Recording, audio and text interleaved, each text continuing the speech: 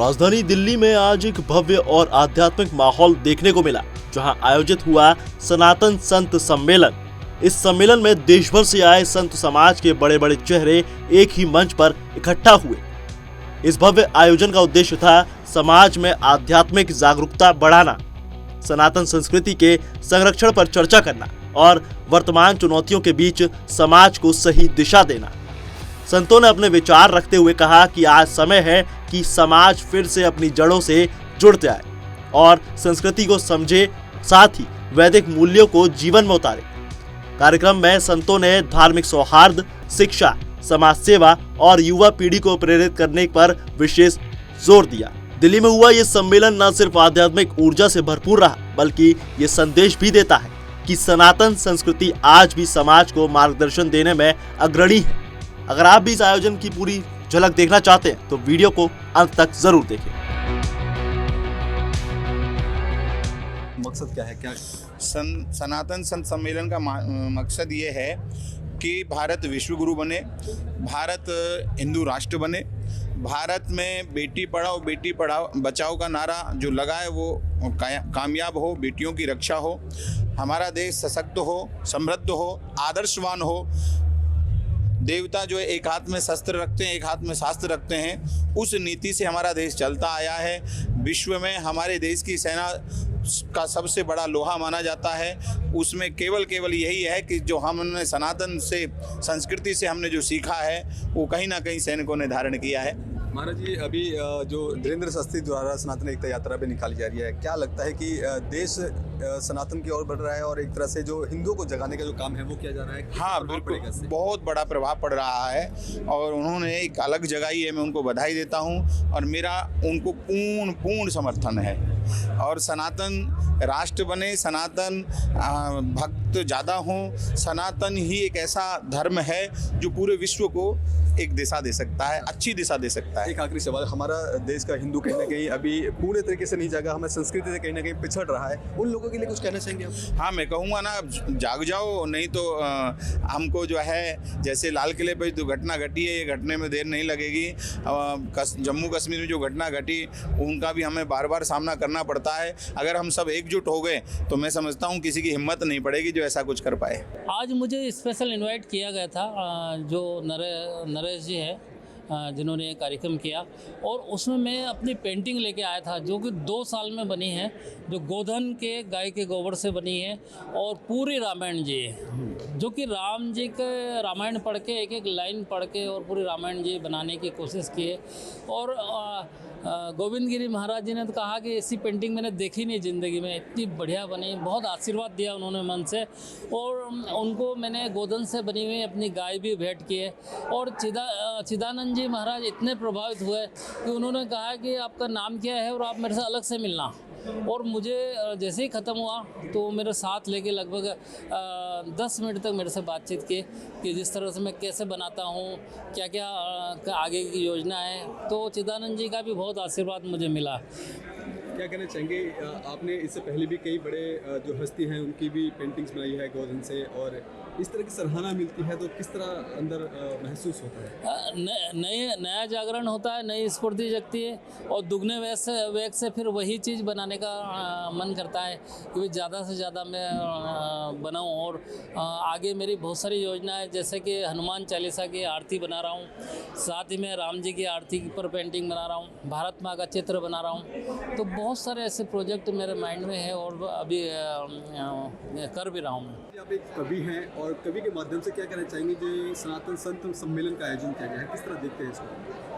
ये अपने आप में बहुत ही प्रासंगिक कार्यक्रम था और प्रमाणिक कार्यक्रम था, जिसका होना और राजधानी दिल्ली में बहुत ही आवश्यक था, क्योंकि पिछले कई वर्षों से प्रयास होता रहा सत्य सनातन धर्म को अपमानित करने का। चाहे आप साउथ से देख लें, साउथ से कोई नेता उठ करके कहता है कि सत्य सनातन धर्म जो हमारा है उसका डेंगू मच्छर की तरह ख़त्म हो जाए, कभी कोई उठ करके बयान दे देता है। और मैं कहता हूँ कि सत्य सनातन धर्म का जो युग है हमारा, वो क्यों आवश्यक है?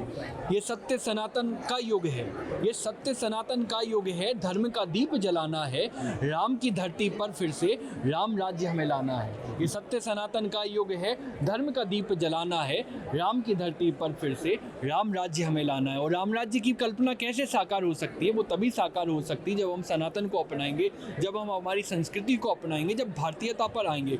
इस कार्यक्रम में आप देखेंगे कि संतों का समावेश है, उत्तर से लेकर के दक्षिण तक, पूरब से लेकर के पश्चिम तक। पूरा भारत का जनमानस जो संत समाज है वो सारा यहाँ पर भारत मंडपम में जुटा हुआ है।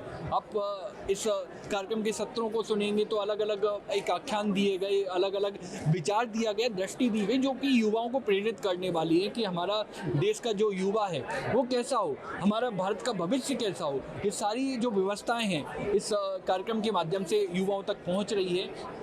इसका हमें स्वागत करना चाहिए, बहुत बहुत बधाई और शुभकामनाएं देनी चाहिए इसका। कवि के जरिए कुछ पंक्तियाँ जो लगता है कि आजकल के युवाओं के लिए बहुत ज़रूरी है। मैं कहूँगा कि ये सत्य सनातन का युग है, ये सत्य सनातन का युग है, धर्म का दीप जलाना है, राम की धरती पर फिर से राम राज्य हमें लाना है। तो राम की धरती पर राम राज्य को यदि लाना है तो हमें सनातन के मार्ग पर चलना होगा। बहुत बहुत धन्यवाद, बहुत बहुत शुभकामनाएं। क्या है, कितना ज़रूरी आप समझते हैं इस तरह के आयोजन? मुझे लगता है बहुत ज़्यादा ज़रूरी ऐसे आयोजन हो, क्योंकि जब सारे संत जन एक ही स्वर में गाना गाते हैं तो फिर पूरे समाज में वो परिवर्तन दिखाई देता है। और मुझे लगता है सामाजिक समरसता के लिए और सभी एक ही दिशा में आगे बढ़े, भेदभाव छोड़कर सनातनी जब एक साथ एकजुट होते होंगे। बहुत ही दुख की बात है कि हम अल्पसंख्यक होके भी एक साथ नहीं है, पर मैं अगर देखूँ तो उसका फ़र्क, क्योंकि ये बार बार होता जा रहा है ऐसे सम्मेलन, उसका हमें परिणाम दिखाई दिया अभी बिहार के इलेक्शन में। हमने कोई जाति पाति को इतना फेवर नहीं करा, सब जुड़कर एक साथ आए और उन पार्टीज़ के लिए हमने वोट करा जो एक्चुअली में संत जनों के लिए कर रही हैं। कितना जरूरी समझते हैं इस तरह का आयोजन होना, और क्या लगता है इसका क्या कुछ प्रभाव पड़ेगा? क्योंकि दूसरी ओर बाबा बागेश्वर भी इस तरह की सनातन एकता यात्रा निकाल रहे हैं, आने वाले समय में क्या प्रभाव देखता है इसका? मुझे लगता है कि जो वो सनातन एकता यात्रा निकाल रहे हैं बाबा बागेश्वर धाम जी, वो इतना सुंदर कार्य है और उसकी वजह से सिर्फ सनातनी एक साथ नहीं जुड़ रहे, सारे संत जन भी जुड़ रहे हैं। जैसे गोविंद गिरी महाराज जी के नेतृत्व में आज का भी फंक्शन हुआ, उसमें सारे के सारे संत जन भी जुड़ रहे हैं। और आज का विषय सबसे बड़ा यही था कि क्या कथावाचकों को, क्या सनातन प्रचारकों को, क्या संत जनों को क्या करना चाहिए। क्योंकि देखिए हम जुड़ तो रहे हैं, लेकिन अगर एक भाषा में बात करें, वही बातें बोलें, तभी वो बदलाव आता है।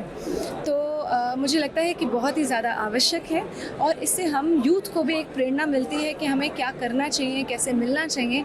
और मुझे लगता है कि इसके ऊपर एक और विषय में भी बात हुई जो काफ़ी ज़्यादा ज़रूरी थी, कि हर सैटरडेज़ और ट्यूसडेज़ हम शाम को सारे के सारे मिलना शुरू हों, ताकि वो परिवारों में भी वही बात और वही कर्म सब में जुड़े।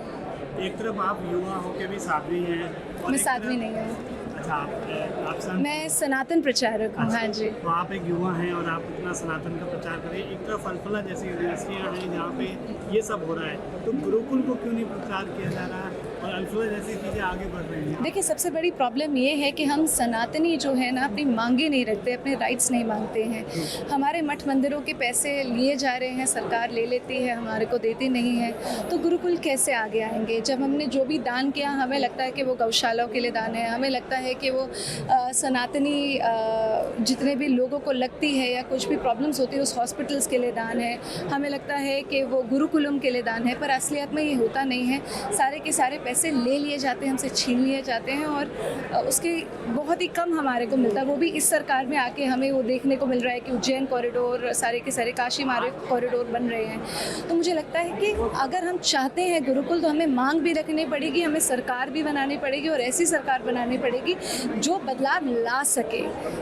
जो धर्म और संप्रदाय सबसे बड़ा है सनातन, उसको प्रचार की क्यों जरूरत पड़ता है? देखिए, हमेशा से कुछ कुछ षड्यंत्र आते रहते हैं। कभी पहले ब्रिटिशर्स की तरफ से काफ़ी षड्यंत्र आए, कभी मुगलों की तरफ से षड्यंत्र आए और वो आके फिर निकल भी गए। तभी हमारी सबसे ओल्डेस्ट सिविलाइजेशन सनातन सिविलाइजेशन, और Sanatan is the truth, is the ultimate truth. तो आप उसको ट्रूथ को कभी हटा ही नहीं सकते, कभी उसको मतलब उसको झुठला ही नहीं सकते, लेकिन वो चीज़ चलती रहे, हम अपनी बहन बेटियों की रक्षा करते रहें, हम अपने जितने भी हमने मठ मंदिर करे, जो हमने संस्थान इकट्ठे करे, आपको पता होगा कि कितने सारे हमारे जितने भी स्क्रिप्चर्स थे वो हम वी लॉस्ट सो मैनी जब ब्रिटिशर्स आए, तो उन सबको सेफ गार्ड करने की ज़रूरत है। हर कभी हम कहते हैं धर्मो रक्षति रक्षिता, अगर हम धर्म की रक्षा करेंगे तो ही वो हमारी रक्षा कर पाएगा, वरना फिर हम सब भटक जाएंगे। बट अल्टीमेट ट्रूथ तो आएगा ही आएगा, तो उसमें मुझे कोई भी डर नहीं है। जितना प्रश्न करोगे उतना ही उत्तर आएगा। महाराज, सनातन शब्द की अगर बात की है, सनातन शब्द क्या है और सनातन जो कार्यक्रम रखेंगे इसका क्या मकसद है? सनातन शब्द से अर्थ है जो प्राचीनतम है, समझ रहे हैं? इसीलिए अपने धर्म का जो नाम है सत्य सनातन। सबसे प्राचीन अगर कुछ होता है तो सत्य है, जो कभी परिवर्तनशील नहीं होता है, परिवर्तन नहीं जिसका होता है, जो था, जो है और जो रहेगा। इसलिए हमारे धर्म का नाम क्या है? सनातन केवल नहीं, ये इसका अर्थ है प्राचीन। सत्य सनातन माने ऐसा सत्य जो परम सत्य है, जो था, जो है और जो सदैव रहेगा, ऐसा सत्य जिसके साथ है वही सनातन है। सनातन संत सम्मेलन का क्यों जरूरत है और क्या इसका प्रभाव पड़ेगा? इसका प्रभाव और इसकी आवश्यकता इसलिए बहुत अति आवश्यक हो गया है कि वर्तमान में जो समय चल रहा है वो भौतिकवादी युग हो चुका है और संपूर्ण विश्व इस समय नेट के माध्यम से जुड़ चुका है। तो आज के जो युवा हैं हमारे, आज का जो युवा वर्ग है भारत का, उसको अपने अध्यात्म को, अपने सनातन को, अपने वेदों को, अपने शास्त्रों को जानने की बहुत आवश्यकता है और वो दिग्भ्रमित हो चुका है, दिशा भ्रमित है। उसको अपने शास्त्रों को, अपने प्राणों को, अपने योग को, अपने धारणा ध्यान को जानने की आवश्यकता है। जब हम अपने योग से जुड़ेंगे, जब हम अपनी परंपरा से जुड़ेंगे तो हमारे अंदर ब्रह्म तेज की शक्ति होगी और उसके माध्यम से यह भारत अवश्य में विश्व गुरु बनेगा। इसलिए भारत के जितना भी युवा वर्ग है और जो भी हैं, सभी को सनातन से, सनातन की संस्कृति और सभ्यता से, परंपरा से जुड़ना बहुत आवश्यक है।